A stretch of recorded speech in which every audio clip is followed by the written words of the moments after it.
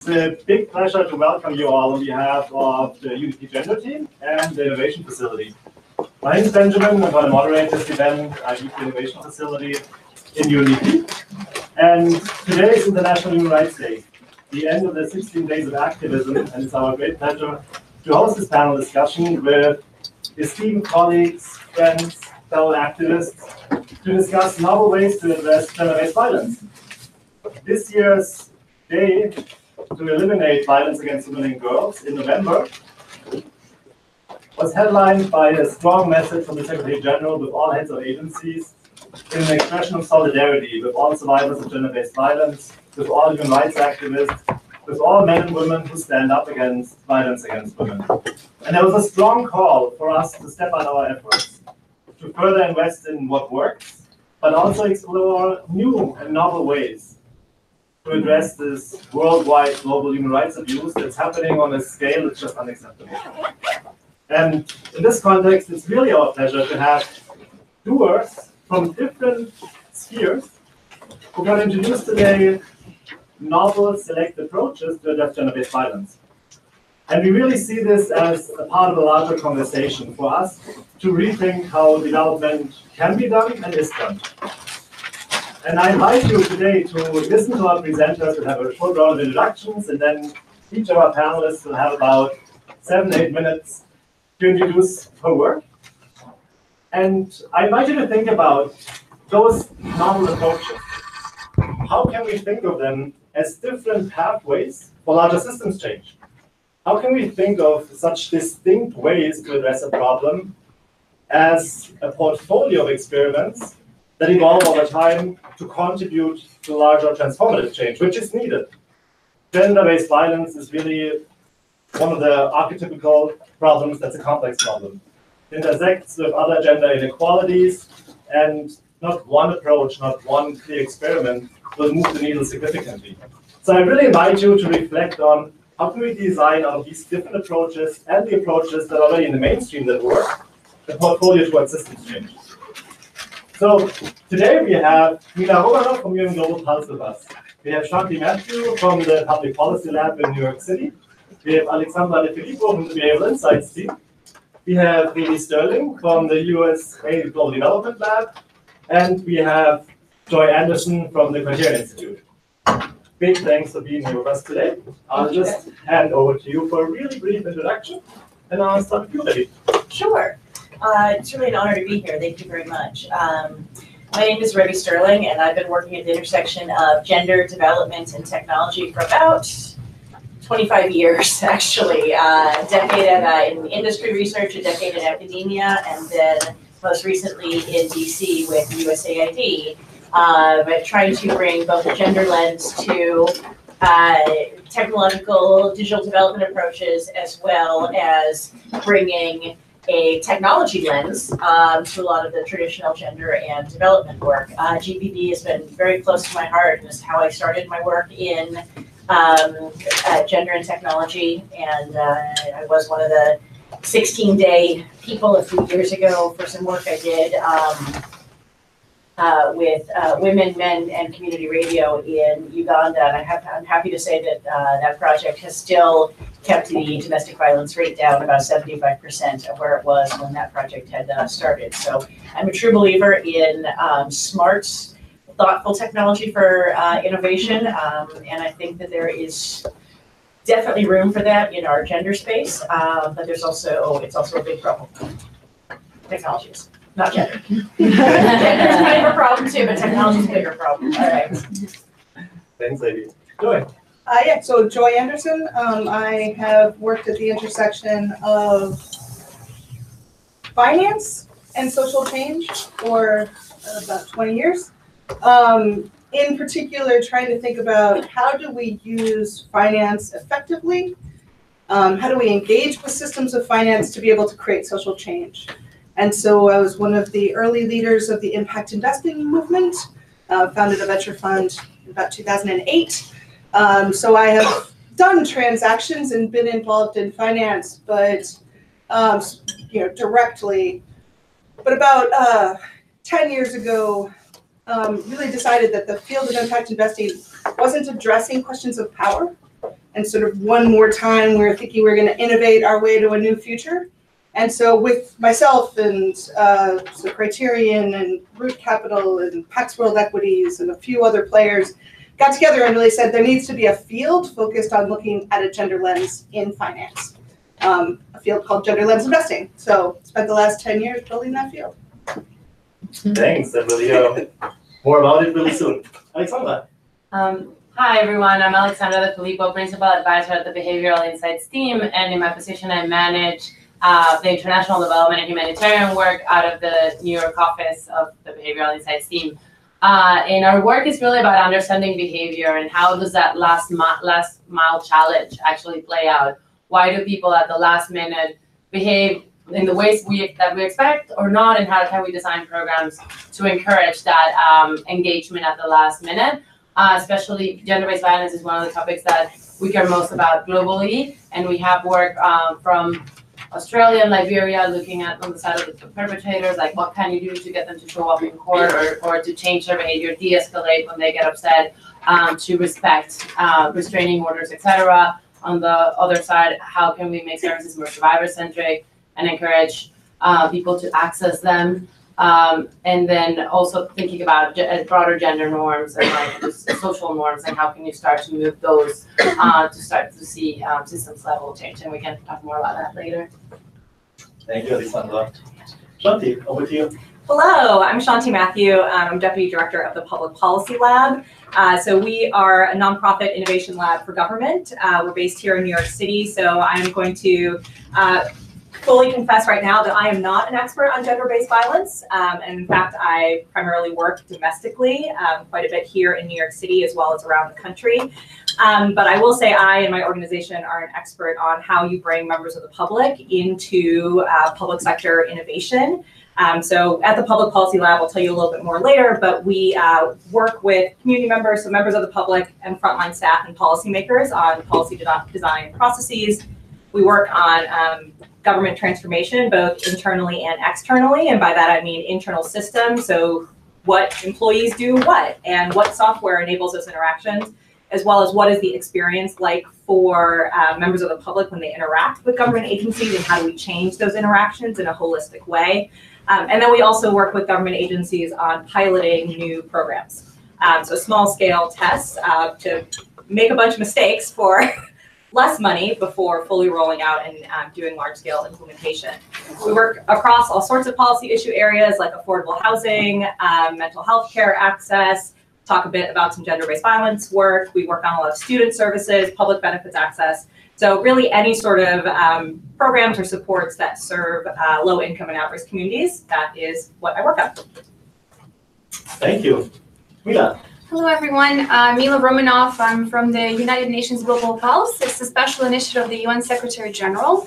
Was established around 2008 in response to the economic crisis in order to understand how we actually use big data technologies to innovate better and to assist humanitarian and development agencies across the UN system. So fast forwarding now to 2018 and almost 2019, we're concentrating on how new technologies and new sources of data coming from radio, social media, coming from postal services, financial transactions data could be used to assist member states and assist the United Nations agencies and other international organizations in delivering their critical aid, in delivering their missions in order to facilitate the achievement of the Sustainable Development Goals. My role at this organization, and also full disclosure, not a gender violence expert, but I am a privacy and data protection specialist at the UN Global Pulse. And what I do is to ensure, and I lead the program, to ensure ethical and privacy protective use of such new sources and such new technologies when it comes to data-related projects across the UN system. Thank you. Thanks a lot, Mila. Before we hear about the work from the Behavioral Insights team, also in collaboration with Unity, just want to underline, we invited our colleagues today also to highlight work that's going on already in country offices. Unity offices across the globe are embracing already experimentation, are embracing open innovation challenges, which we'll hear one example about today from Weve. We are working with friends and colleagues from Global Pulse on leveraging new data. And I really encourage you, if you see opportunities to test new ways of working with the approaches I presented today here, then talk to the panelists. But also I want to highlight one resource we developed with the International Development Innovation Alliance, particularly for colleagues who come from the innovation development community, as a reminder and practical guide how to embed principles of gender equality in innovation. The International Development Innovation Alliance is an alliance of leading development funders. It's DFID, it's USAID, it's UNICEF, Rockefeller Gates Foundation, the World Bank, Global Affairs Canada, CEDA, and others, to advance innovation and development. And what we really underline, not only in this guide, but in our discourse, is that innovation is inherently political. It's about changing the status quo. And there are usually people who have an interest in maintaining the status quo. So innovation is not a pure technical process about technical solution. It's really thinking through how can you change the status quo, including through reflection on power relations. How can you scale something that has to do with working through institutions, working with movements, changing the status quo against the interest of some who want to maintain it. And that, of course, applies to gender-based violence. That, of course, applies to gender equality. So for us, innovation is very much inherently political. And I really like a quote from one of the leading impact investors out of Kenya, Rorio Kolla. She said that there's no innovating out of bad leadership. And with this, I really want to encourage, again, thinking about innovation not as a purely technical approach, but one that reflects on power and the political economy. And with this, we're going to go over to our first presentation. Alexandra. Well, what a challenge, right? Hi, everyone. Thank you. I have it. Here you go. It's a pleasure to be talking to everyone today about how to use behavioral insights and experimentation to address, prevent, and mitigate such an important topic that should be top of everyone's minds. It's something that I'm really passionate about, and as I said, that we at the Behavioral Insights team really care about and have tried to tackle from different perspectives to understand better what behaviors actually contribute to it, and how can we potentially tackle them and change them. Also, it's an honor to be with such amazing panelists here, because I don't think one approach can solve this. We have to tackle it from different perspectives. So I'm really excited to hear more and learn more from you. But for now, let me just give my 2 cents on what are behavioral insights and how we can use them potentially to mitigate and prevent gender-based violence. So I always refer to behavioral economics, which was the first, is one of the first disciplines that is associated with behavioral insights, as a marriage between economics and psychology, when they say, oh, you exist and you have methodologies and insights that are valuable about how people make decisions, and we're not all rational. But behavioral insights is beyond behavioral economics and goes to understand other disciplines, cognitive science, anthropology, social psychology, to really understand how humans make decisions and why. And that helps us design policies or programs that take into account how the environment shapes our decisions. Because now we know that a lot of our automatic thinking is influenced by biases, by rules of thumb that we've decided, heuristics on how to behave when, and that could be things like discrimination, for example. We are highly influenced by our emotions and by what others are doing. And also, we've developed these intuitions that guide our thinking and our actions, even when we are not conscious that that is happening. Let me share one example of how the environment affects our automatic thinking. In this experiment, experimenters replicated a trial 400 times, same facts, same trial. It's a terrorism trial. The only thing that changed was the way that the defendant was presented. So when the defendant was presented using a glass cage, as it is in the status quo in Australia, 60% of defendants were convicted, were said, they're guilty of this crime. When the setup was different and they used an open dock, like it's used in the UK, only 47% of people were convicted. And when they used the system in the US, which is a bar table where you're sitting next to a lawyer, only 36% of defendants were convicted. So in this case, nothing has changed. The facts are the same, but our prejudices are triggered if that person is already in a glass cage or if it's presented in a different way. So we should probably be aware, I'm not saying that, I don't know if the person was guilty or not guilty because it's a fake experiment. So maybe he should have been convicted or not, but the fact that the environment can influence that decision is quite problematic, and we should be aware of how this happens. So very quick word on the behavioral insights team. We were one of the first organizations in government to be looking at this literature and thinking, how do we make policies for the way that people actually behave, as opposed to how we wish they would behave, and try to change policies and programs based on that. That's kind of like the first thing we do, looking at the research and looking at user-centered design to come up with policies that take into account people's motivations and triggers. The second thing of what we do is experiment. Because it's such a new field and because we're taking it from the tried and tested lab experiments in developed countries all over the world and do different topics like gender-based violence, we can't just say, oh, we know this works.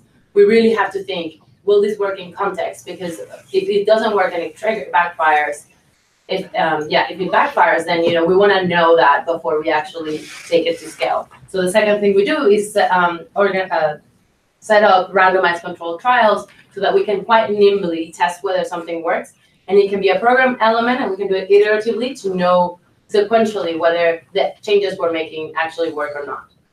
So let me take those two issues at a time. The first one, why do we design programs for behavior change? One, because it's not always evident what the right message is or for whom. And here, I'm going to share an example with our working with UNDP and UN Women in Georgia to try to understand what barriers or motivations bystanders may have for supporting survivors of gender-based violence. So, and this is a trial that we work together in Georgia and South Africa, so 2 country offices. I'm going to share the results from Georgia because they're a bit more interested in, and I don't have that much time, but I can talk more about our work in South Africa as well. So we started with interviews, trying to understand what happens, what do survivors need? And we realized that sometimes they don't know where to go, what services are available, or what to do, how to get money, or where to stay if they go. They also feel quite alone, and they feel like it's their duty to keep the family together. And then we looked at the bystanders, and we said, what do they say? Why are they supporting or not supporting people? First of all, they thought it was a private matter. I don't want to get too involved, because if I get involved, nothing is going to happen. Nothing I can do will make a difference. And then if they stay together, then I'm the enemy. And then they wouldn't even know how to help. They have this knowledge gap. So we decided let's test on Facebook these 2 barriers: the fact that it's a private matter and the helplessness against each other, to see which one is more appealing. And also let's try to see which knowledge gap is more important. So we compared 4 messages. To tackle the helplessness, we said, when someone is being mistreated by their partner, a friend makes a difference, you can be that friend. And for the perception that IPV is a private matter, we said, only a minority of Georgians think you should stay quiet if you know someone is being mistreated by their partner. And it comes from data that the UN Women Country Office had gathered. And then we varied 2 messages: learn what you can say or do to support them. This is social support. Or learn how you can connect them to services and job centers. And what we saw is that, this is a copy of the ads, which were designed by a local designer.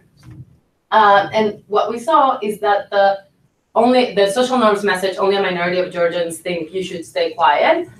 Only a minority, sorry. That was only effective when combined with social support. We don't know why, but when you compare it with services, it actually kind of backfires compared to the support and helplessness message. So this really underscores the idea that we need to test, right? We don't know why it backfired. Probably it was incredible that the most people want to refer people to services, but this really shows why it's critical to test our assumptions. And interestingly as well, women were more likely to click, and so were people who were older. Older women were the most, like, our prime audience, which actually tells us that we don't really know how to speak to young audiences. And our work with the Girl Effect and Freckle.org, using edutainment for young girls in South Africa to understand and navigate healthy and unhealthy relationships, kind of is trying to get at that. And the second point is that intuition is not evidence and opinion is not fact. We all do policies and programs with the best intentions in mind, but we just don't know. Sometimes people say that they care about something, but they react to something different. In New Orleans, people said they went to the doctor because of their families. But yet when we tested it, a message saying, care for yourself so you can care for the ones you love, backfired. And actually something more like, you've been selected, was more effective. So that's why we test. I'm going to share an example that is a little bit more relevant to the context in which we work. This comes from our work with the International Rescue Committee to try to reduce corporal punishment in schools in Tanzania. Here, the status quo was saying, telling teachers that the code of conduct says you can't beat children, or the rules that it's illegal, or the UN Convention on the Human Rights, or like Human Rights Conventions, or the Convention on the Rights of the Child say you shouldn't do this. We said, let's try something different. Let's compare that with 2 behaviorally informed techniques, one in which we build empathy for children, and the second one in which we share evidence, or clinical evidence on the impact on child development of corporal punishment. And what we saw is that both empathy and clinical were much better at changing people's views that beating children was justifiable, from agreeing that it was justifiable to disagreeing with it. But empathy was much more effective. And now, knowing that this is much better at changing attitudes, we can build a behavior change program that builds on this empathy and takes it a step further, helping teachers understand how they can replace their behavior, plan for it, understand when they get triggered, and learn de-escalation techniques as well. So to conclude, how can behavioral insights and experimentation help to address last mile challenges in that interaction with the user at the end, to test iteratively, one thing at a time. No one of these trials will fix the problem, but they tell us something that we can build upon.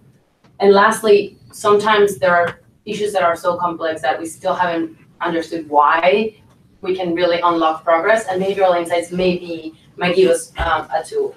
I also wanted to share a little bit about the work that country offices are doing around the world in partnership with us. I've already spoken about UNDP Georgia and South Africa. We're also working with UNDP and UN Women in Egypt to understand how survivors can access services. One, inviting them to use them, but also how can we improve that experience so that it is actually something valuable for them. Working as well with the National Council for Women there. And importantly, in Nigeria, we're working with many UN agencies, understanding how sexual exploitation and abuse happen in the humanitarian areas, doing a full scoping exercise of saying, how can we prevent it, particularly when humanitarian workers are involved, and it's something that definitely should be prevented. So I'm happy to talk about some of these ideas, also on helping women enter the workforce in partnership with the UK government and the UK, and I've already spoken about our work with the Girl Effect and Parental.org, changing social norms among girls in South Africa. So yeah, looking forward to the discussion. Thank you. Please note your questions down, because we're gonna go through 5 presentations in a row. And as Alexandra said, big takeaway is we got to formulate a hypothesis of what we think will work and lose an overconfidence in sending messages that we think are effective. And to frame Mila's intervention, an example, nothing related to gender-based violence, but a terrorist attack in Florida in the States. President Obama gives a speech and underlines that Muslims are part of the American society. Looking at Google searches, the searches for I want to kill Muslims and are Muslims and then terrorists, illegal immigrants spiked significantly compared to giving that speech previously and compared to before the attack happened. A few months later, another terrorist attack happened in the US, and President Obama gave a speech where he underlined how Muslims are successful athletes, how Muslims are part of the US military. And the respective Google searches that I just mentioned did not spike significantly. What spiked significantly were searches about Muslims in the military, Muslims in sports clubs. And you can take that as a proxy measurement on how an influencer can either unwillingly generate potentially more negative sentiment or counter it effectively. It's about feedback loops. How can we check our hypotheses in what works? And running experiments is one way. Looking at emerging data sources is another one. And with that, Mila, you are up. Thank you. Happy to have you here. Thank you.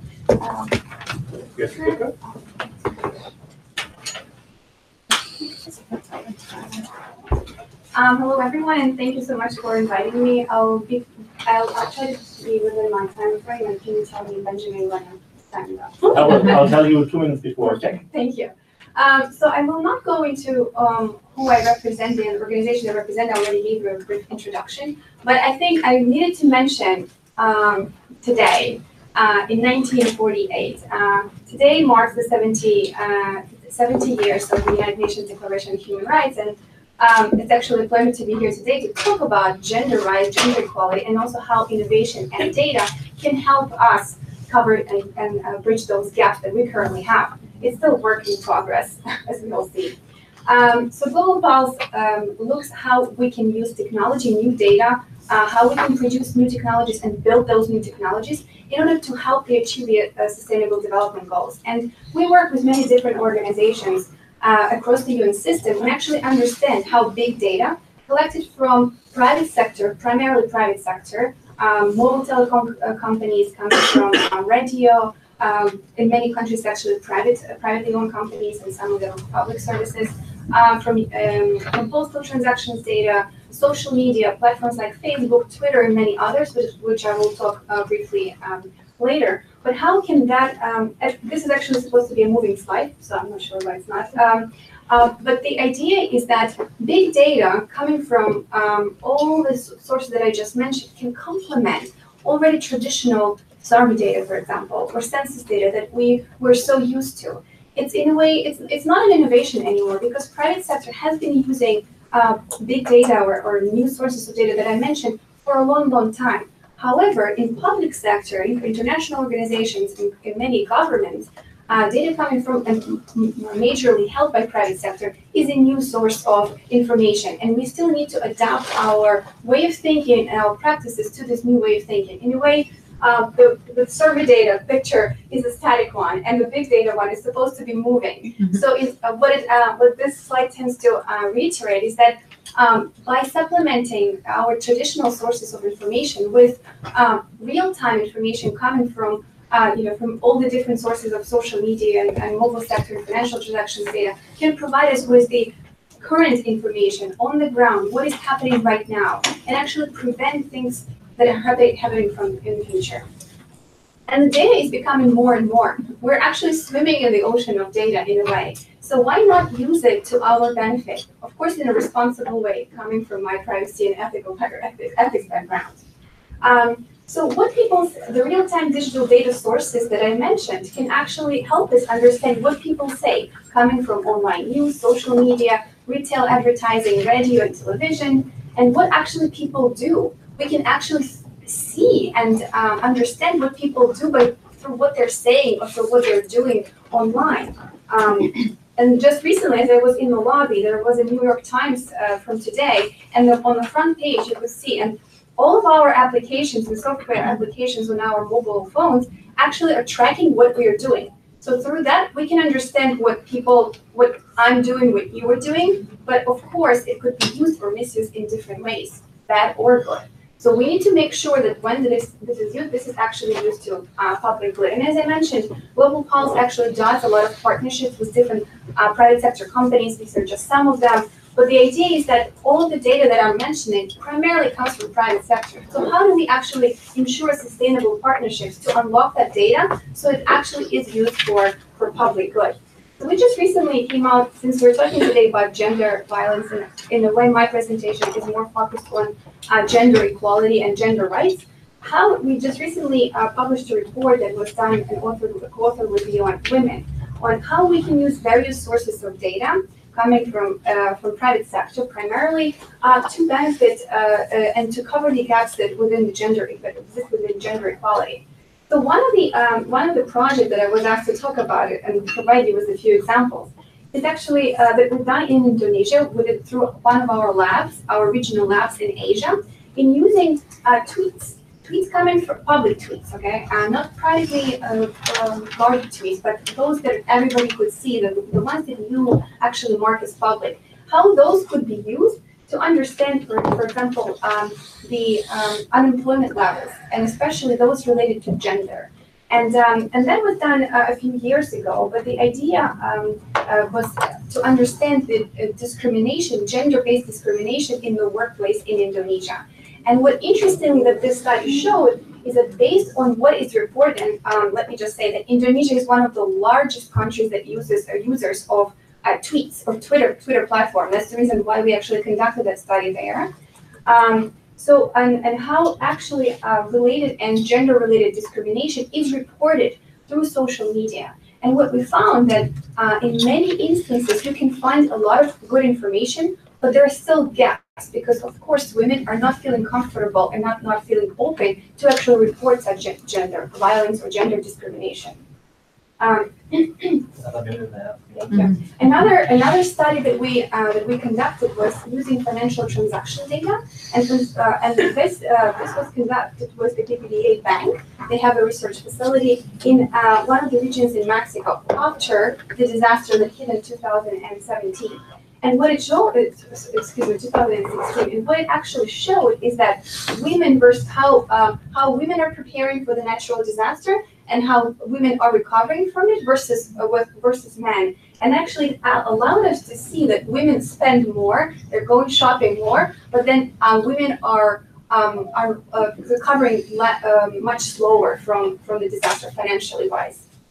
Another few projects that that one of them is ongoing and one was conducted a while ago, is actually using digital records of how women in Uganda through our lab in Kampala, also regional lab for Africa, on how women are reporting and actually showing up for regular checkups with their children. We're using these reports to understand how women in African-based countries, particularly this was in Uganda, are prone to receiving B+ treatment and vaccination. And so these kind of reports and these kind of studies actually, by using social media data, by using real-time reporting through your phones, can help ministries of health in this example, or could help, for example, organizations across the UN system to understand, first of all, what is happening right now on the ground. How can we use information that we collected prior to this particular event, and how can we assist in increasing or facilitating better aid in the future? Or actually, what Benjamin noted prior to my presentation, how can we identify those people who can influence and actually disseminate better information and inform the public in a more efficient way? One example of such a vaccination-based study in Indonesia that we've done is that through social media, by identifying influencers across Indonesia, we were able to see how we could influence people's perception on vaccination, on flu vaccination and vaccines. And actually, the results tended to be amazing. So let me just keep very quickly to the risks that are, I know I'm up. So we all think about data as a huge resource and a huge opportunity. However, we must not forget about the risks that come with it. And some of the things that we need to consider is when we're using data to assist humanitarian development missions, because gender is a sensitive topic in many countries. So in a way, we need to take into account those risks and challenges that come when we're using data that is very specifically and gender-based, because not only we can identify one woman, but in our work, in humanitarian development work, we need to concentrate on groups, right? And it's groups related to gender, groups related to religious or other minorities, social classes in many different countries. So taking into account context and taking into account other related factors related to age, gender, health, religious, and others is crucial when we deliberate and using services such as big data and technology. Thank you. Thanks, Ila.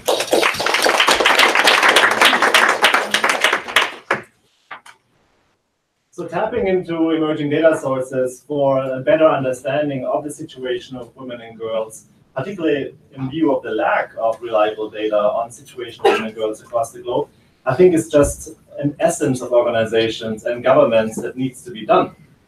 And if we pick up signals that either services or policies don't work, or if we challenge ourselves, in many cases, survey data just doesn't cover the whole picture. And the example I used earlier with the different speeches of President Obama is from a book that I really recommend in this context by Stevens Davidovitz called Everybody Lies. It's just an indication for us to rethink how we can do business. And then either, for example, if services don't have the satisfaction rate that we want to have, embrace a behavioral insights approach to look at what are the behavioral barriers, or to engage the very people affected by development challenges in redesigning services or even infrastructure. UNDP Moldova realized that citizens, particularly women and survivors of gender-based violence, were highly dissatisfied with police services, which through a small grant led to the opportunity of physically redesigning a police station as a proof of concept with the very people affected, with citizens and survivors of gender-based violence, resulting, for example, in private rooms, which is, of course, for GBV practitioners a non-brainer, but it wasn't evident there, and it resulted in getting the people directly in redesigning services. And that's one of the other tools we argue needs to be in the toolbox of policymakers and development organizations. And with that, I'd love to invite you, Shanti, for presenting your work. Hi, everyone. You have to skip those slides. Oh, should I talk about these? Here is the world.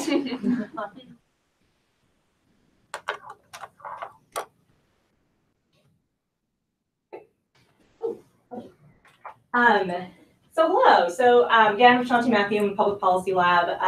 We are a nonprofit innovation lab for government, as I mentioned, and we do human-centered research and design on policy design and service delivery, so both ends of the spectrum. And I would argue that it's actually pretty hard to mess around with service delivery and change the interaction between frontline staff and members of the public without thinking about rules and regulations of policies, and it's hard to do the opposite as well, right? It's actually pretty hard to try to mess around at a high-level strategic policy level without thinking about where does this policy actually come to life. It actually comes to life at the moment that a frontline staff member is looking across the table at a member of the public, and that's really when the rubber hits the road, right? So you sort of have to mess around with both of those things at the same time in systems change. And that is what we do. We change multiple things at once in a system. So part of why, I'll try to ground this conversation a little bit, we just have a couple minutes. But part of why it's funny to talk about what we do is that oftentimes we're looking at a whole system of service delivery, and we're saying, how do we reorganize job descriptions within this chain? How do we give new tech tools to enable certain kinds of interactions between frontline staff and members of the public? What's the new hard copy communication tools that we need to be using, right? All sorts of things at once, physical environment. So we're really working on systems change, both internally and externally. What about this? So the reason that we exist is something that I think we've really touched on here today already, that there is this gap between the intended outcomes of policies and the lived experience of people who are affected by those policies, which is essentially to say, we have some intention as policymakers, but lo and behold, that's not actually what happens, right? At the moment of interaction of service delivery or at the point of impact assessment, we're saying, wait, why are we not actually achieving the social outcomes that we were interested in achieving? And we think part of that is because of this divide, which is policymakers are inherently living in this world of being empowered, right? We are empowered to do things and make change in systems. We live in a sort of utopian and rational world, to your point, right? Where we're all like human robots making perfectly rational decisions all the time, but really like I'm eating French fries at 10 p.m., so we know that we're not. And we're really operationally minded, right? What are the tactics along the way that make this thing work? But in fact, people, humans out there in the world, citizens, residents, are disempowered in systems. They don't have much agency when it comes to government systems. They're inherently pragmatic. They're saying, what do I need to do to get this thing done? And that's what I'm going to figure out. They're cognitively loaded, right? I actually don't only have on my mind getting my driver's license renewed, if that's a thing I have to do, right? I have a whole bunch of other stuff that is going on in my life. I have relationships to maintain. I have a job to do. Right, so getting my body to the DMV, for example, is only one on a list of a million things that I have going on, which is to this last point of the fact that we are biological. Government, policymakers, we have a hard time acknowledging and accepting the fact that we are human beings with physical bodies that need to move around in space and that have feelings, right? We got feelings. We don't really know what to do with those. So there's a whole conversation that we can and should have at a later time, which is about how do we make experiences less shameful? How do we make experiences less intimidating or fearful, right? We don't have a great language for that at the moment, I would say. But that's a whole other conversation. So, like I said earlier, we bridge this gap by bringing frontline staff and members of the public into the policymaking process. So one thing I'll say here is that I don't think this is like the silver bullet that is going to, make all our systems better and is going to solve poverty or gender-based violence. I think this is one tool in the toolkit. So I'm excited to be a part of this conversation in which we're talking about multiple approaches. I think the rich conversation is how do we, like Ben said, create a portfolio in which these methods come together. So a bit of work that we have done all sorts of things like creating tools and programs to help New Yorkers navigate the affordable housing process. We have other in spectrum helps stand up the innovation team at the VA. One of the things we've done, we've created a program to connect families to public benefits programs through their local public school in New York City.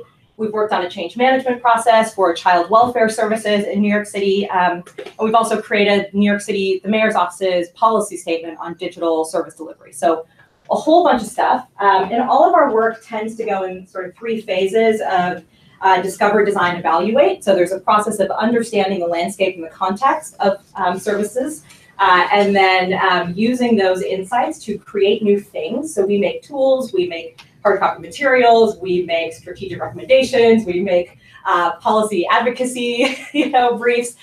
We design scripts for interactions between frontline staff and members of the public, all sorts of things. But we just make those things, and then we do small-scale field tests and pilots of those things to essentially break them in order to make them better before full implementation. In this project, a couple minutes left? Yes. Cool. So we did a bit of work, and this is ongoing, so I'm sort of just opening a door to some work that is very much exploratory at this point. We've done sort of phase 1 proof of concept with the Department of Social Services here in New York City, with whom we work with quite a bit on homeless services. They're great partners, we love them. And they asked us to explore how we could provide effective interventions targeting clients in New York City homeless shelters who had caused harm to their intimate partners. So there's a thing in homeless shelters in New York City, which is, there's a rule essentially that says if you commit an act of intimate partner violence, you can't be here anymore for safety reasons. So we were charged with looking at this group of people who not just were involved with incidents of intimate partner violence, but actually were the aggressors and who had to leave the shelter that they were staying in, the family shelter, but who actually could enter back into the shelter system as a single adult.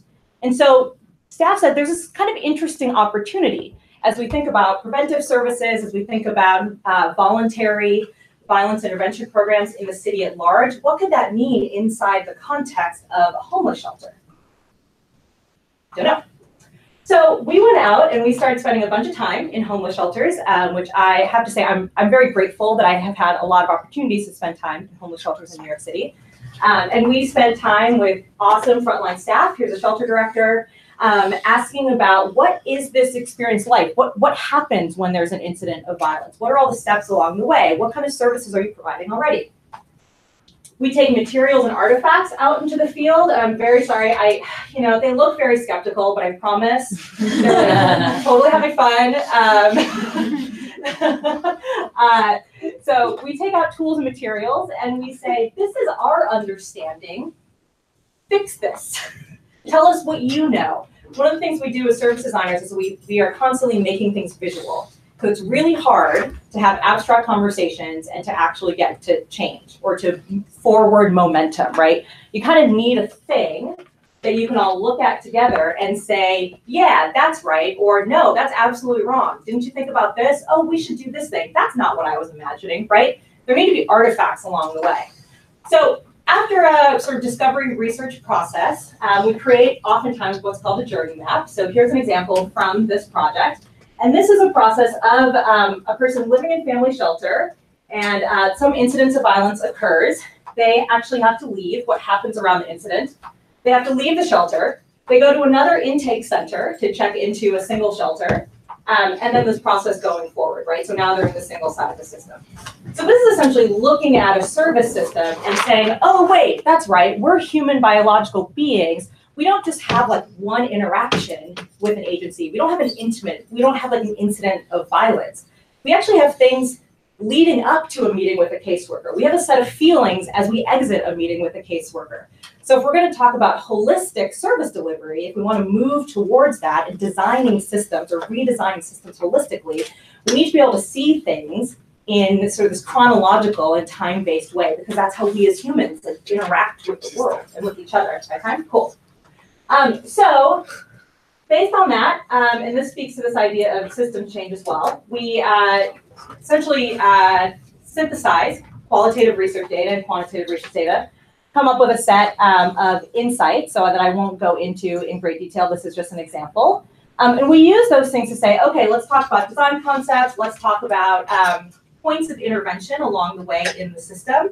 And we go through a process of selection with our partners of concepts that we are then going to move forward into a design and testing phase. And that's where this project is. It's very much a proof of concept, or phase 1, and we'll be moving forward into phase 2, selecting some things, actually doing design and research in shelters with clients. We didn't get to do that the first time around in this project, so we'll be doing that. And then we'll be field testing and evaluating those prototypes. The end.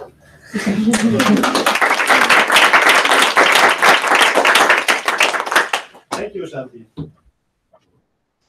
You talked about the attention deficit of people coming to get a public service done. And I think what we sometimes underestimate is that we are designing services and policies within the GBV context, and generally in development, for people who just have extremely priorities that have nothing to do with our services and policies. We design for people who are extremely busy. And one important finding is that people living in poverty, people living with less than $1.25 a day, have the same cognitive burden as us if we wouldn't sleep for 2 entire nights. Because people living in poverty are so busy with trying to think just about how to make the end of that very day. And that insight just needs to feature much more in development interventions targeting men and women at the bottom of the pyramid. And in this context, it's really a great pleasure having now Weve present to us, looking at also another last mile issues, which is connecting women to the internet and to mobile phones. Poverty is sexist, and so is the digital divide. It's still gendered. We have significant fewer women online and having access to mobile phones than men. And maybe I think with that, I'm just going to hand over to your presentation. Well, thanks, Ben, and thanks for your interesting insights between those two. Fascinating, honestly. I know, it's a transition. Yeah. Man knows his stuff. Hi, so I'm Weve, and I only have 7 minutes to get through 120 slides. Okay, so we'll go to the next one. Okay. I'm timing you. I know you are, so I'm starting now. So I'm not going to read you all my slides. I said just on 120. I promise there's like 7. But I will say that the thing that motivates me and why I love this space is because I do believe, both as a technologist and as a feminist working in gender and development, that you have these 2 amazing force multipliers. You've got women and you have technology, and like together, that should hell. We should be fine. But we're not fine because technology and technologists do a horrible job of looking at women's unique technology needs, wants, aspirations, and do an even worse job looking at the social norms that dictate technology usage. And so I don't know. I should have done this in black. It seemed so cute last night in gray. So, the bottom point really is, if women, continue to be excluded from the benefits of technology, we know that global development is moving into digital development all the time. And if we keep doing it in this gender-blind way, then women continue to be excluded. And we're not doing development. It's not equitable. It's not sustainable. It's crap. And so I'm very critical of a lot of digital development projects that are out there because, they talk about their beneficiaries, their clients, but they never talk about women and men. And I identify more as a woman than I do as a client most times. So, all right. And we've known, and none of this is new.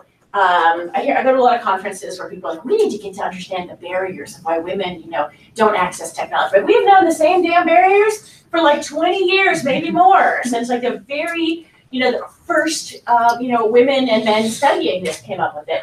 It's cost, it's literacy, it's digital literacy, it's skills, it's access, it's security, it's all the things. It's self-efficacy.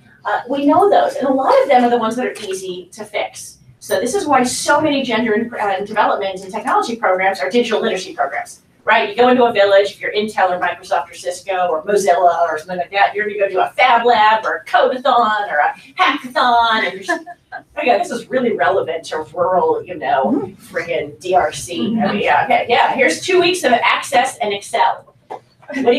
Great, and now we're taking the computers and we're leaving. I mean, it's crazy to me, and I see this, and I see this, and I see this, and of course we don't move the needle for women in technology, because at that point, the women are like, this kind of sucks, actually. And at the same time, we have to realize that those aren't only the women that are able to go to those classes, right? We just tend to not see. So, I've been pushing for years and years and years and years, really years and years, decades and decades on this social norms piece, because this is what we like to ignore in digital development around, which is these social norms dictate technology use. And what do we mean by that? I mean, these are just, Wall Street Journal, BBC. There's a lot of negativity out there about women using technology. There are thousands of communities across northern Indian states whose local Gram Panchayats have banned unmarried women's cell phone use. This is our largest democracy, our big partner, India. And at the same time, you have whole villages that are like, no, women cannot use technology, pure and simple. Well, all right, yeah. I get really upset over that one. But, and you see these things. So, the underscoring here is that if you use technology, as a woman, you're putting yourself at risk. You might actually be killed. And I have worked on gender and technology programs that have gotten women killed because they are poorly designed, and they don't look at social norms, and they think that for some reason technology should leapfrog the social norms somehow. And that's brilliant thinking, but of course it's not true.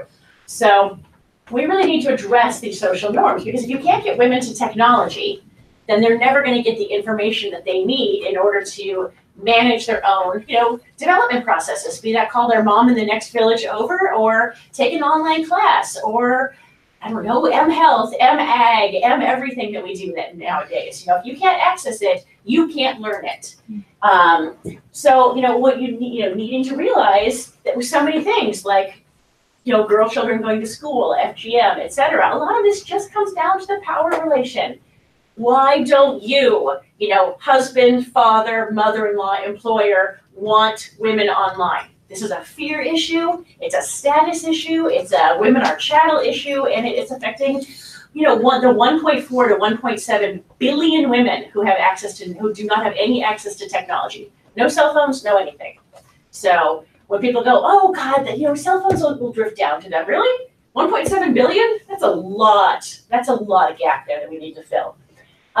So can technology help this? I've actually seen cases where technology absolutely elevates, a family unit as a whole, and thus is acceptable to do things. Or where a village had no technology at all, but we trained the women on, electricity and internet connectivity, and they set up a community network that's solar based, and thus they brought in 2 utilities, not just 1, but 2, to a rural area that never had them before.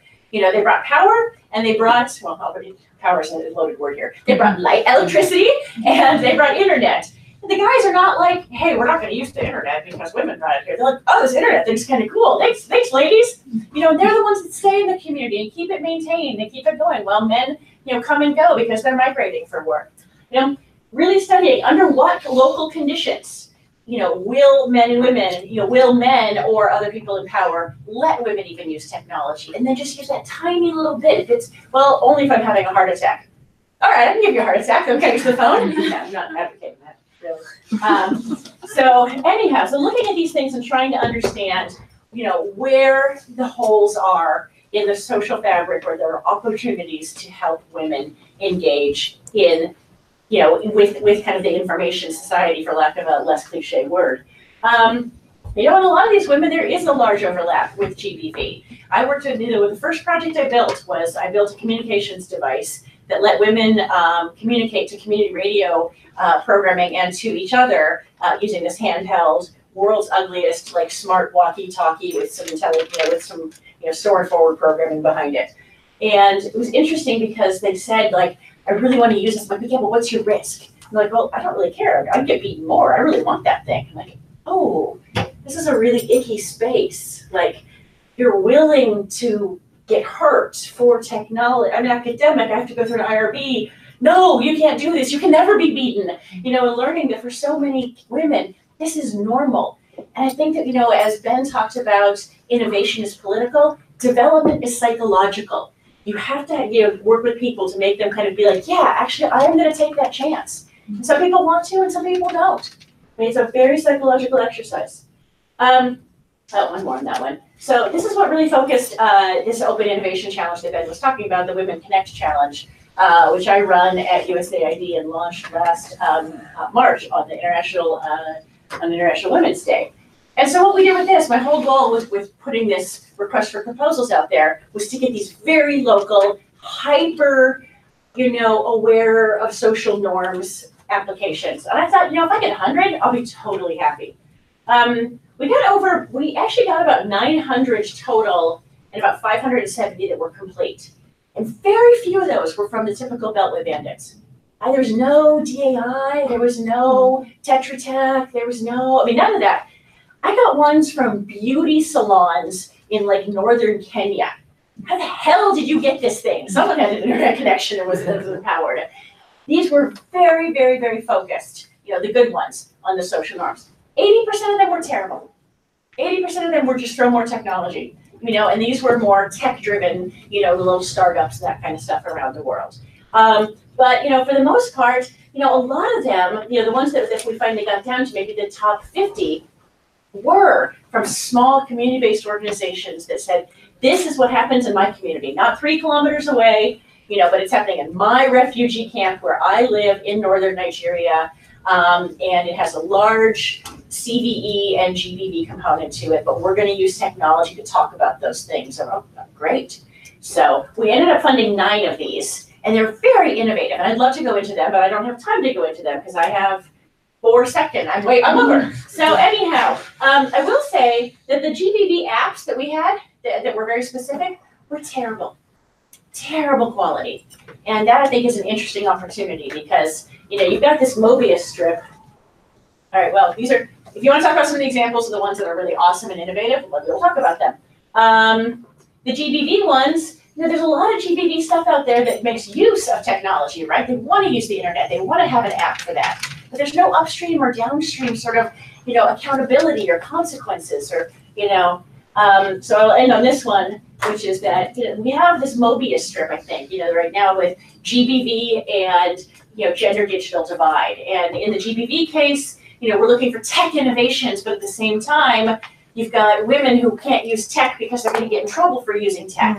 And it's a really interesting, very complicated systems level, quagmire that can only be addressed by working with people that you can say, where the women can say, this is my threshold for risk, and the men can say, this is why I beat my wife, and really understand when those two come together, this is where the innovations can come out of. So we are going to do a round 2 of the Women Connect Challenge. I've been talking to a lot of people even in this room about this, like Felicia at R4D and IDEA.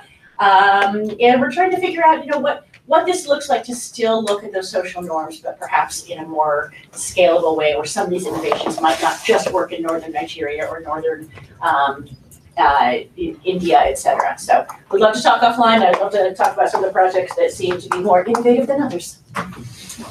Thank you.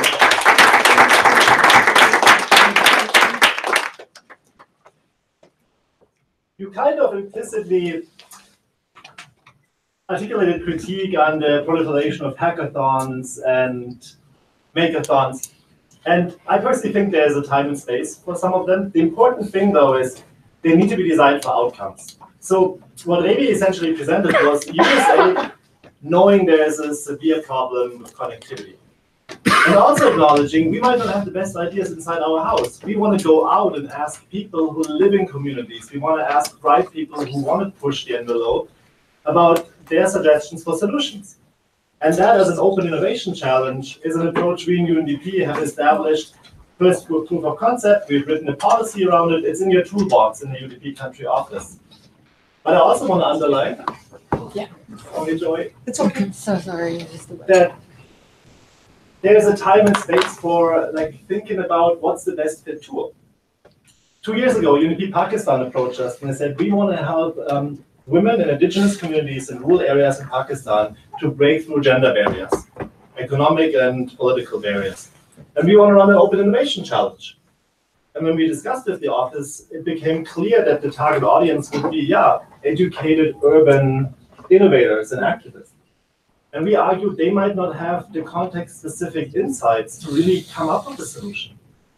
So this might not be the right tool in the toolbox for this challenge. What we advised on is consider what's called a positive deviance approach. Consider hiring local researchers, going in the community. There are women who did that, the so-called positive outliers. There are women who broke through those gender barriers. What did they do?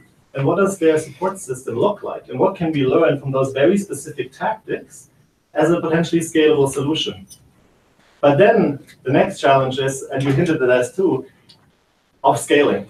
It's the holy grail of innovation, but I would argue that some solutions are too bespoke to scale, and they work in certain local contexts, and they don't work further beyond. I really commend Evidence Action that just released a report saying we discontinue a program that worked really well to increase the income of ultra-poor households in Bangladesh that don't have income generation opportunities when there's no harvest season. And with a $20 grant, men and women were encouraged to go to urban areas, pick up employment, and that increased the household income. They scaled it to a larger population in Bangladesh, and they didn't find efficacy for it. No significant improvement on the livelihoods, and they discontinued it and they made it public. And I think that's the kind of behavior we need in development, to critically examine not only what works in a small context, but also when we scale, and to be open about discontinuing things. And the next speaker that we have, the transition is about openness.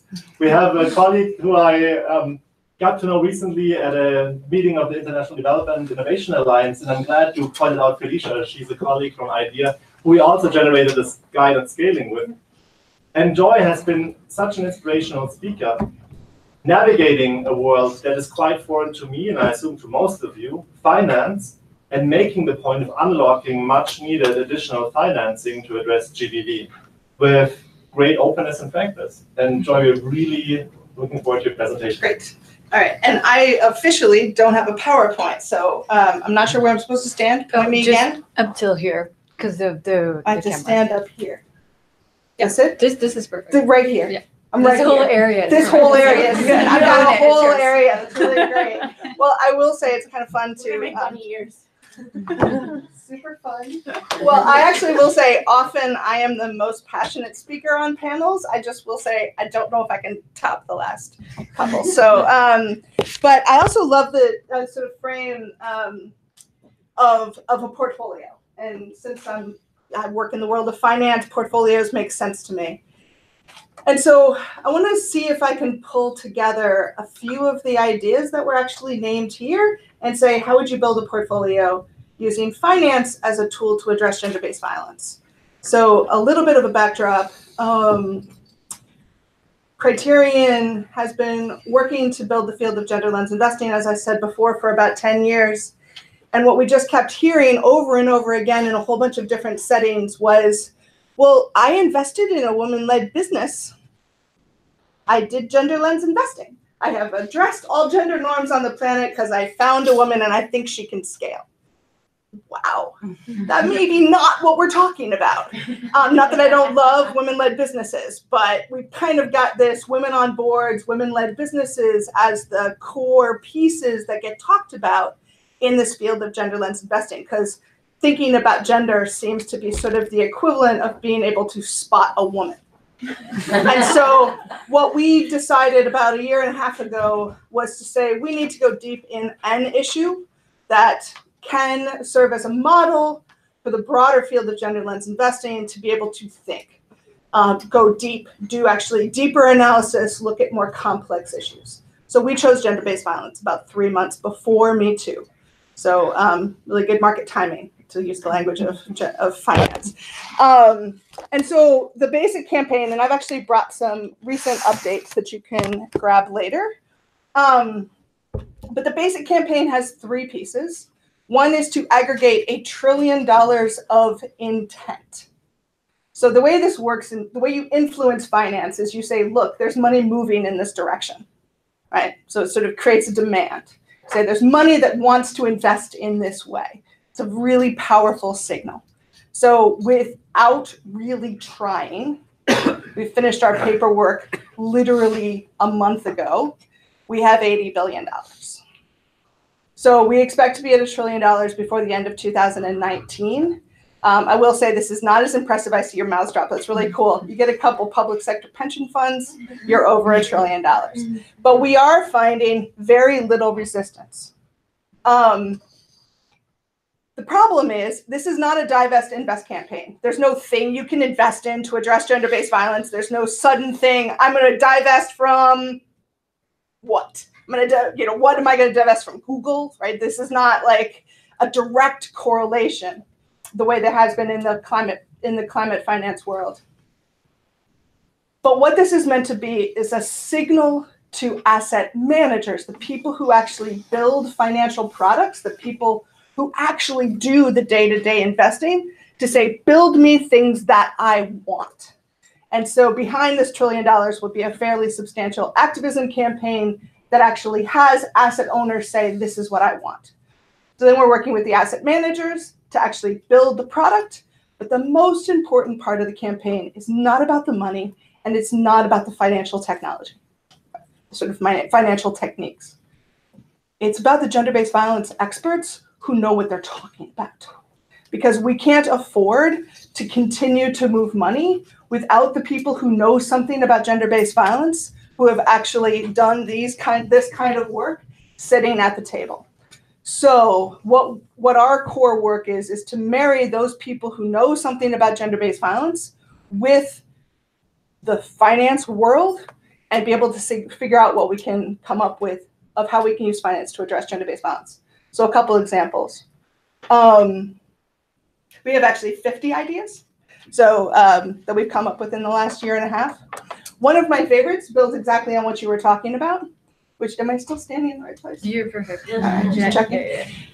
So one of my favorite ideas that is just dead simple is fintech, right? So financial technologies, right, that allow for this movement of money are notoriously idiotic about gender-based violence, right? They sort of build all kinds of systems and they assume I got the payments online, and since I got the payments online, the woman has control of them, but not if she doesn't have control of her phone, right?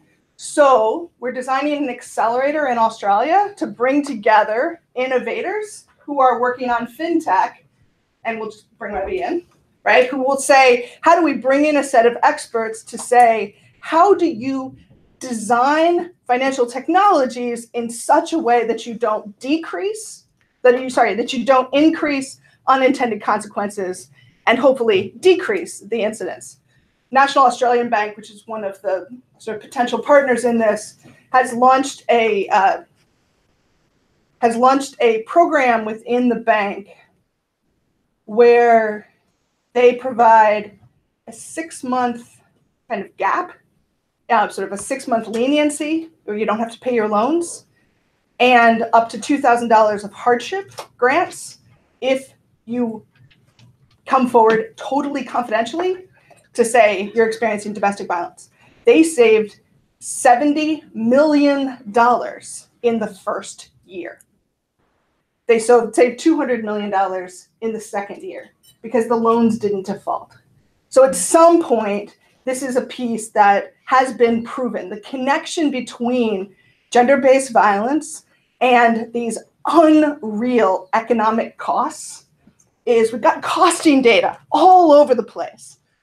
So the second thing that we're working on is that costing data, while it's incredibly rich, doesn't necessarily translate to finance.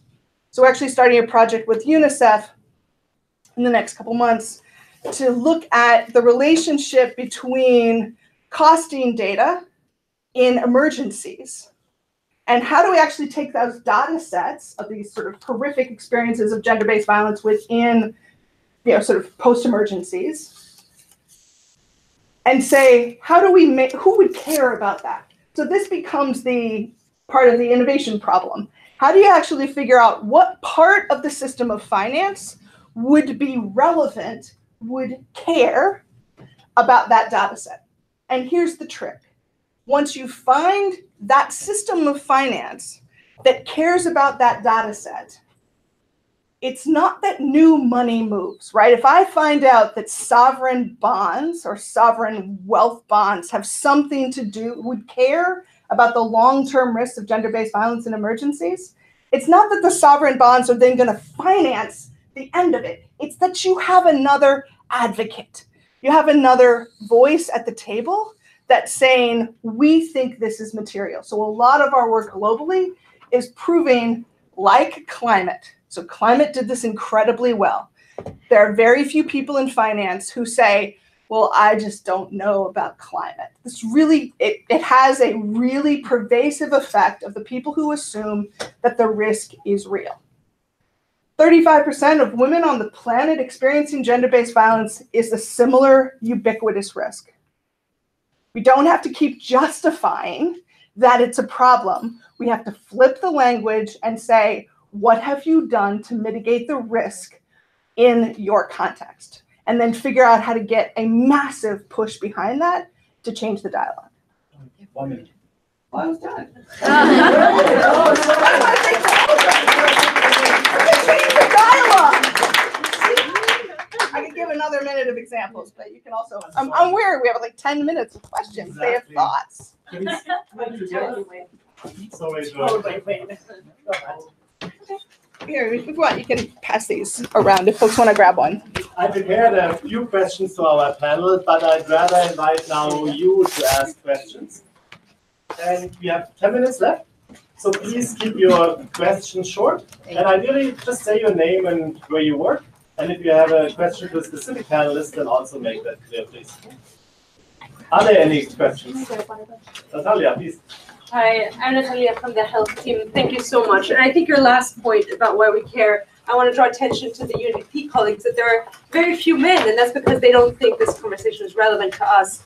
But what I've heard is that unintended consequences of technology, of development at large, the literature says that when you empower women, you're actually increasing the risk of violence. So any of us working on development should care about gender-based violence as an unintended risk. So the question to me, and I've looked at some of the data on, say, cash transfers, you brought it up, with taxes, that the risk might go up. Is it that we just need to do a lot more, like to succumb it so that women who are at risk can leave? Like you don't give $30, but you give $200 up front so that if you're at risk, like I think we need to maybe change the paradigm a bit if we accept that violence is going to be at risk. And maybe in New York City you've seen something like this happen, but thank you. This has been really great. I think it's a great question. I'll try to be super brief. I like to give women the choice. You know, I want to explain it to them that this is a consequence that could happen with a, digital financial service. And do they want to take it? And do they have other workarounds around it? I was working on a project in Southwest Morocco where unmarried men and women in the Berber community couldn't text each other. And the development project mandated that they text each other the status of this water project, and they wouldn't, because they knew that they just couldn't. This is what the one where the woman ended up in the well. What they did, and it took, 6 extra months, but we came up with a symbology that people could talk in, so that, even with these dumb feature phones with their broken screens and, and your rubber bands holding them together, it sort of transcended gender, and it took the risk out of it, because anyone could go through the phone and be like, oh, you're just talking about water? Whatever. Yeah, not even interest. So I think that, we have to, it's not just our innovation, it's the innovation and the creativity of the people that we are working for that is the most important. And if they say, you know what, I have walked away from a lot of communities that have said, I'm not ready for that. That's too risky. And you're like, you know what, here's my card, here's WhatsApp if you ever want to change your mind on this. But I think it's our responsibility to enable just that much more with choice. I don't know about a domestic. I would just build on that and just say, I totally agree with the first point. Like it needs to be, somebody else needs to be the choice of the person, because we need to not get into this game of I'm not going to empower women because they might experience violence from that.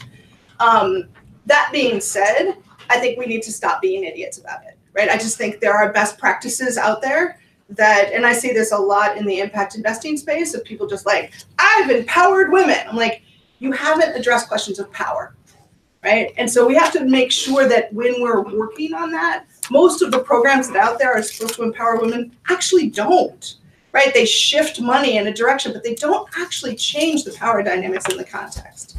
And so making sure that we're achieving gender equality, not moving some money to women, and then thinking about what happens in that context. So our role is figuring out how to educate often really well-intended investors who are moving a lot of money in that direction to say, I met with a very large bank in New York, but one of the really big ones here, last week, and they're launching a very large women's empowerment fund, $2 billion.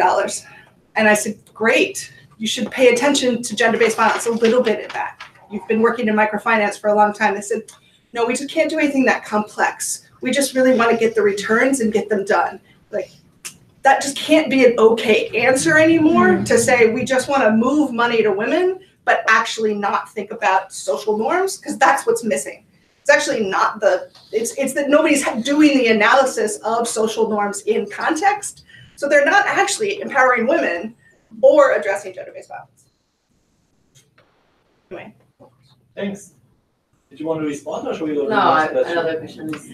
I'll say quickly, we can keep, and then we can move on, but to react to that, I think there's a whole interesting conversation about power and how does one go about seeing power in systems and both intentionally rearranging that, like seeing it as a material in systems design, and then also sort of in the more micro but still complex level saying whose power do I need in this system in order to rearrange it? And that is going to include some people giving up some power, right? But power as a material in change is a thing that more people need to be talking about. Thanks for that, Shanti. We have a question over there, please. Hi, thank you so much for today. So I'm wondering how your respective areas of work and the intersection of these areas of work take into consideration the development and humanitarian continuum, and how oftentimes we work within development contexts that move into a humanitarian disaster or crisis and then can move out of that, and the power shifts and imbalances that happen along that continuum, and how maybe tech can help bring about shifts using those kind of interesting entry points. Thanks for that question.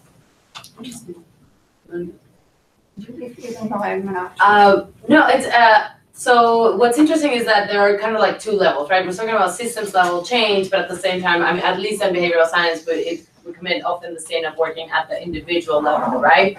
And thinking about individual behavior or group-based behavior, how do you change this behavior or another? In that regard, you know, there are lessons to be shared between international development and humanitarian environments, but I think you really have to be quite conscious about the differences, right? Like there's a lot more helplessness, and obviously the access to resources is a lot more limited in humanitarian context. You're much more dependent, etc. So there are lessons to be shared, but I think that you cannot discount, you know, like that helplessness. How do you help someone overcome the stigma that comes with being a refugee, for example, or the fact that they are thinking their cognitive load is like really taxed, and you really need to get them to, you know, they're thinking about the next step in their journey, for example, and can't think about what am I going to be doing next year. I'm thinking about the next week. So in coming up with programming or thinking about social norms, and especially we know in humanitarian context, you know, where there is distress, you see a spike in GBV, those are barriers that you actually have to take into account and include in your messaging, not just think, oh, I'm talking about water. It's the same in development and in humanitarian context. I think that it's actually an important difference, but it's more at the individual, I don't know if it's at the systems level, it's more at the behavior level. No, oh, sorry, go ahead.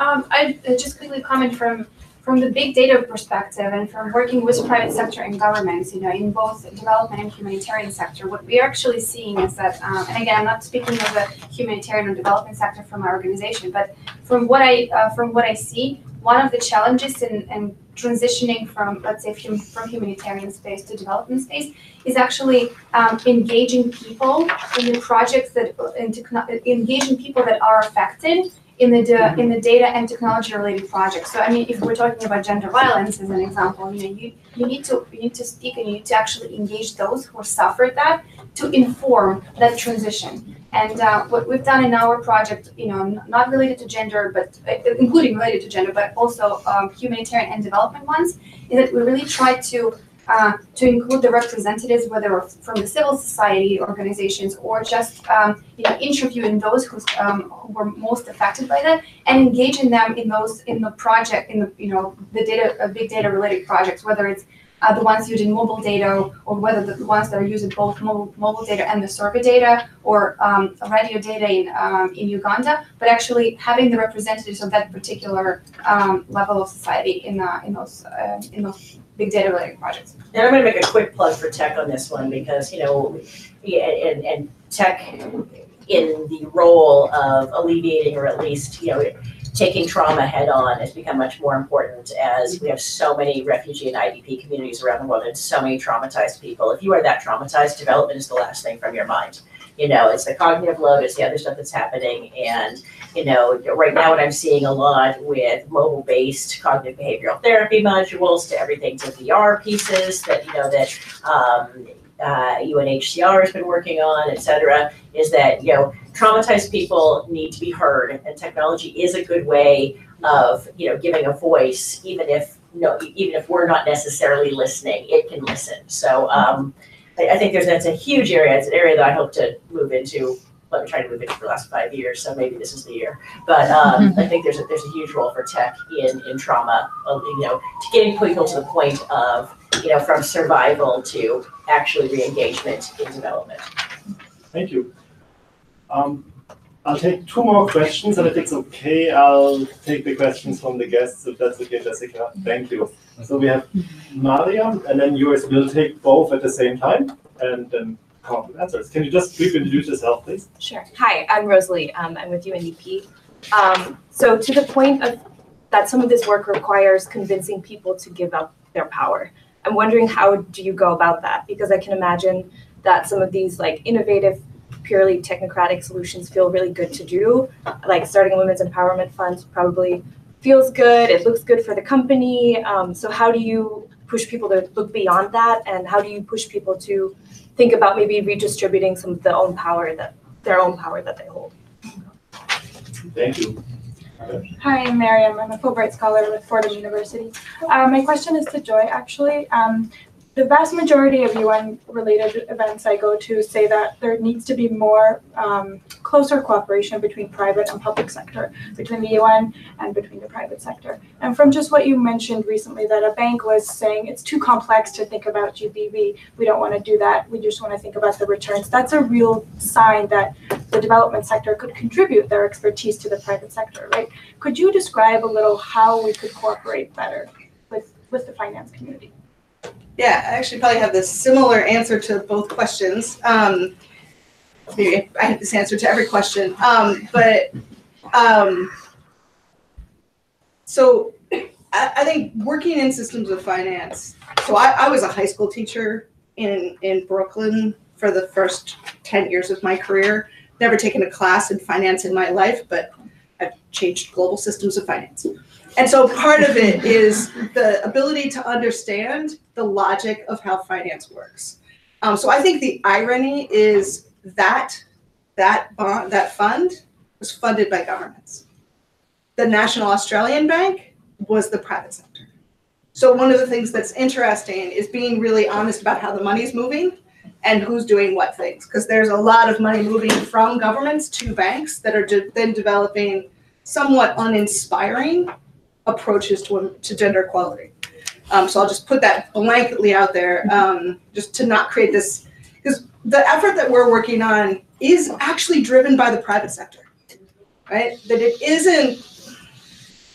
So we have no problem walking in and saying to a pension fund, do you care about gender-based violence? They say yes, because it's seen as a material risk. Right? If you can make the case that in what finance does is assign value.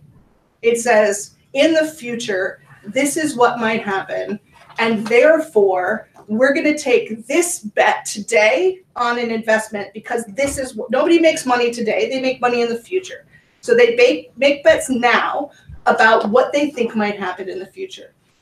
One of the things that we need to provide is a better imagination about what could happen in the future. We have a really hard time seeing the future of gender, right? What if gender-based violence in 20 years was cut in half? What if all the ODA money that's being spent right now actually worked? How do we invest as if what we're doing will actually create the outcomes? And there might be a place, this is where I think behavioral economic stuff comes in, because we're starting to see a flip around people's attitudes in gender-based violence. So we're having more conversations since Me Too that is, actually there is a ton of risk that is not seen because there's a basic assumption that this will be tolerated. If it stops being tolerated, the whole system flips. The question is, how do we give people in finance the tool to say, this is a risk that you are not seeing now, right? So Kevin Spacey is a stranded asset, right? Like that nobody knew that that was going to blow up. Nothing changed in Netflix. What changed was people's attitude about the issue. So I gave a speech recently where it's like, I was talking about what if gender-based violence cut in half, and somebody said, oh, don't you think you're a little Pollyanna? I said, oh, for the love of God, Elon Musk gets to say that we're going to put a person on Mars, and I say we're not going to beat the crap out of women, and I'm Pollyanna, right? So there's a kind of, how do we shift that dialogue? And so part of the question to the power question is, it's not always about redistributing power. Sometimes it is about understanding the logic of the system and really understanding how power sits within the system. And I think we get that wrong a lot in systems of finance, particularly coming from the social change world. And so being able to step back and doing the same thing you do in any system. Like I walk into the UN and I'm like, I don't get how these systems of power work. I have no idea how to navigate this, but I could walk into Chase Manhattan and I would know what to do. But how do we figure out how to navigate complex systems of power to make a difference? Thanks. I love that question on redistributing power. We are at time, but I still want to invite you, if you want to make a short reference to that question, to please do so. But be brief, as I want to get I took my minute back. I take my time. I can do a closing sort of reflection on power, because I know I had mentioned that earlier. So two levels, also, as you said. So like in a design project with an agency, is complicated, yes, but we have a remit, there's a design brief, like we're working on a scoped thing together. And there, when you're looking at unequal power between government system and member of the public, right? And then also professionals walking into that, trying to do something. We also have power, right? So thinking about how do we mitigate against the negative effects of our own power as we interact in systems, as we are actors in them. So I would say at sort of the project level, there's work of empowering members of the public, right? Going to them, bringing them into a policy making process, having methods by which we can ethically and respectfully engage with them and use their experiences to make systems and programs better. People are often, like policymakers are often bought into the process, but there is work of how do we give our project partners in government agencies the tools that they need to get power from above them to make change. That's a thing. The other big thing is when you bump up to a systems level and you start talking about gender inequality or housing discrimination or any sort of system like that, I would just say that there's no such thing as a broken system. Right? It's working for somebody, right? You said that earlier, right? It's working for somebody. So if you want to mess around in that and take power away from someone, you got two options. You got a carrot and a stick, right? As in all things. So you can regulate, right? The stick is you can regulate behavior, you can sure try. There are policies, right, to do that. But with the carrot, when all things in system change, you have to give people something that they want, right? If you're asking someone to give something up, you're asking them to make a trade. So there is work of saying, what are people prioritizing and valuing, and what are they getting now from the system as it is? Can I ask them to trade for something else? But that's why this is really hard.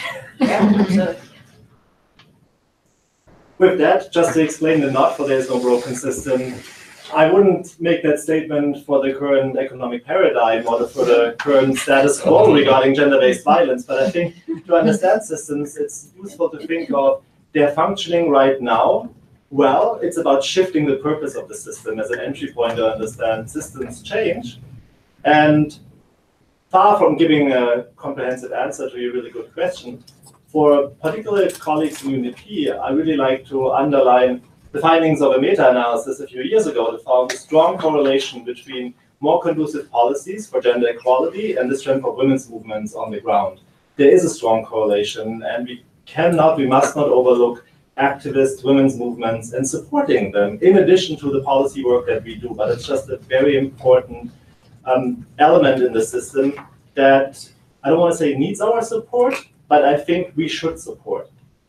And with this, we wanted to have a discussion today about how do we make sense of a portfolio of quite distinct approaches that you all present, that you all represent, that you do today, that UNDP is increasingly embracing, and our friends and colleagues from Young Women, from UNFPA, from UNICEF, and shift it in a really harmony together with systems change design and new approaches to address gender-based violence. We would have most likely not come up with a really good answer, but I do think it's a conversation every innovator needs to continue to have instead of like being stuck in like one specific approach. We got to think about the change we want to achieve, not the specific solution. It's really the larger change we want to achieve. And with that, I really want to thank all of you for coming. This is the last innovation conversation that I'm organizing, I'm chairing, and I'm really proud of today, having done this on Human Rights Day as a former activist with so many of you who come regularly to those conversations. Really want to thank Randy, Diego, Jessica from the gender team, like together, fellow activists and kindred spirits. I want to thank my team, Nabila, Annika, and especially Malika. And I want to thank the panelists for being amazing colleagues, amazing activists. And you're a pretty good moderator. Yeah.